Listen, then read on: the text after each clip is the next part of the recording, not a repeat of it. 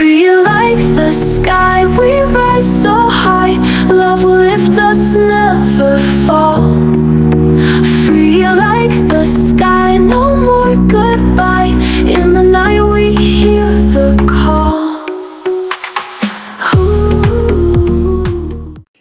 Dito sa Nimi, nagsimula ang kwento natin. Una, simpleng hello, hi po, and then tinanong mo kung anong pangalan ko, kung ilang taon na ako, saan ako nagwo-work, at ano ang work ko. And then nga, sinabi mo, maganda ang name ko, malayo ang lugar ko, pero maganda.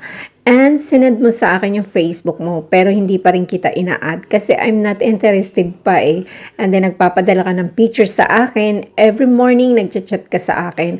So nire-reply naman kita kung kailan ko gusto, hanggang sa nag-send ka pa din ng pictures na nasa work ka.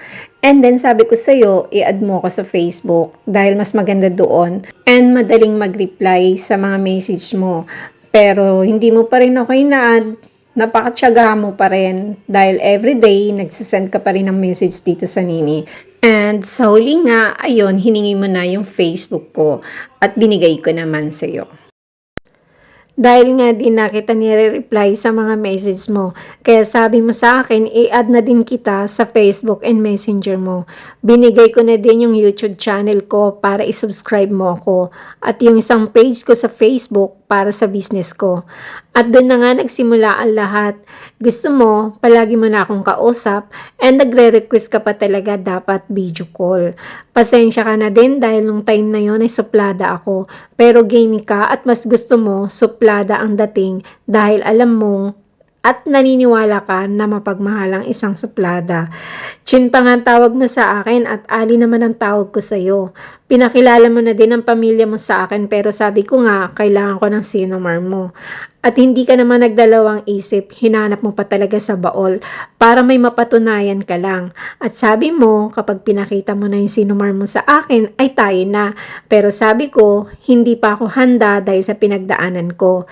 Sabi ko this year, gusto ko munang mapag-isa, magliwaliw. Siguro, 2026 na ako magbo-boyfriend. Pero sabi mo nga, nire-respeto mo ang decision ko. Pero sana nakaraan na yon at sana kalimutan ko na at harapin ang ngayon at bukas. O, di ba? And palagi mo pa akong sinasabihan, magdasal ako. Dahil sabi mo, seryoso ka at mahal mo ako. Pero ang tanong ko sa iyo, bakit ang bilis? Mahal mo na agad ako. Sabi mo, nakikita sa isang tao kung mabuti o hindi. Sabi mo, mabuting tao ako at alam mo, magiging mabuti akong asawa para sa iyo kung maging tayo. Talaga, asawa agad? Ang bilis naman. Natatawa tuloy ako sa iyo pero ikaw, seryoso. Hindi ka nagsasawa na mag-good morning sa akin araw-araw at mag-good night gabi-gabi. At syempre, gusto mo, video call habang natutulog. Pumayag naman ako at napatunayan ko na gentleman ka kahit hindi pa tayo. Lumipas ang mahabang panahon, kinukulit mo ako ng kinukulit. So, humingi ako ng advice. And ang advice sa akin, LDR, bakit ko pa daw patatagalin? Kung sa huli, hindi naman pala mag-work. So, mas mabuti daw na pumayag na ako, baka sakaling mag-work, mas maganda. At eto na nga, nagtatiming lang ako ng the best month and date. May napili na ako, pero ikaw naman, tinulugan mo ko. Pero okay lang yon. Alam ko naman na pagod ka sa trabaho mo. At pagagising mo nga, tuwang-tuwa ka. Sabi mo sa akin, dahil may sagot na.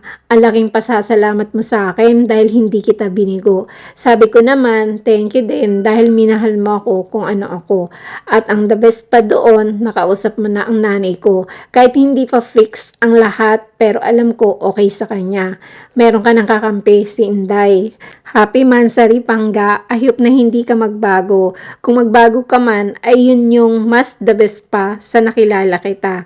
I love you so much Pangga, ingat ka palagi sa work mo. At ito ang palagi mong tatandaan, malaki ang tiwala ko sa iyo. At aasahan mo, hindi ko sisirain ang tiwala mo sa akin.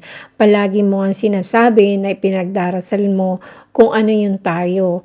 At lagi mo din ina-advise sa akin na tulungan kang ipagdasal kung ano ang meron tayo.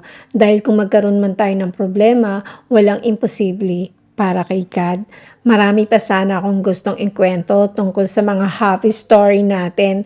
Pero that's it for now na muna. See you next month. Thank you for watching. Bye-bye!